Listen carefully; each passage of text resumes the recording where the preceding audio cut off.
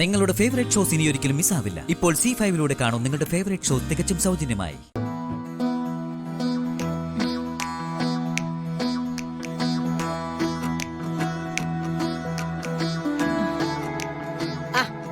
മോളെ,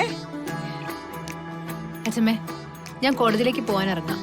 അച്ഛമ്മ പ്രാർത്ഥിക്കണം. മോളെ, യഥോ ധർമ്മ സ്ഥതോ ജയ. ഒരു പേടിയും വേണ്ട. സത്യം കൈവിടാത്തവരെ എന്നും ജയിച്ചിട്ടുള്ളൂ. ഇവിടെയും അത് തന്നെ സംഭവിക്കും. ശരി.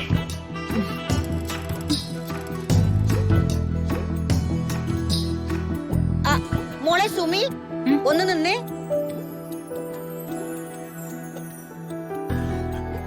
ഇന്ന് നീ ഒറ്റക്ക് പോണ്ട, ഞാനും കൂടെ വരാം. അച്ഛമ്മ എന്തിനാ വെറുതെ ബുദ്ധിമുട്ടുന്നേ? അനുരാധയുടെ അഹങ്കാരം കാണുമ്പോ എല്ലാത്തിനും സാക്ഷിയാകാൻ ഞാനും കൂടെ വേണമെന്നൊരു തോന്നല്. എന്റെ മോനോട് കാണിച്ച ക്രൂരതകളുടെ പേരിൽ കോടതി മുറിയുടെ പ്രതിക്കൂട്ടിൽ അവൾ ഒരു കുറ്റവാളിയായി തലകുനിച്ച് നിൽക്കുന്ന കാഴ്ച എനിക്ക് കാണണം. അത് കാണാതെ ഞാൻ മരിച്ച ഈശ്വരൻ എന്നോട് പൊറുക്കില്ല മോളെ. അച്ഛമ്മേ, വെറുതെ അറം പറ്റുന്ന വാക്കൊന്നും പറയാതെ. അച്ഛമ്മ, ഞാൻ കൊണ്ടുപോകാൻ കോടതിയിലേക്ക്. തീർന്നില്ലേ പ്രശ്നം? വാ അച്ഛമ്മ.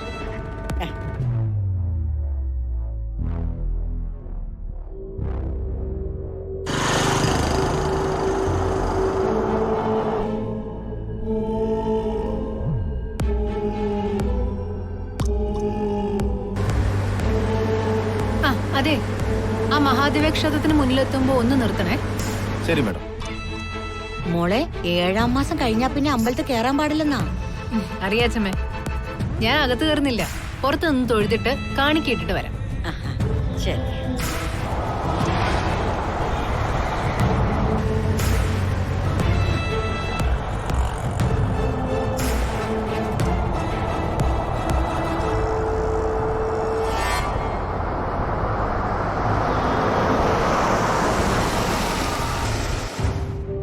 അച്ഛമ്മ ഇറങ്ങുന്നില്ലേ?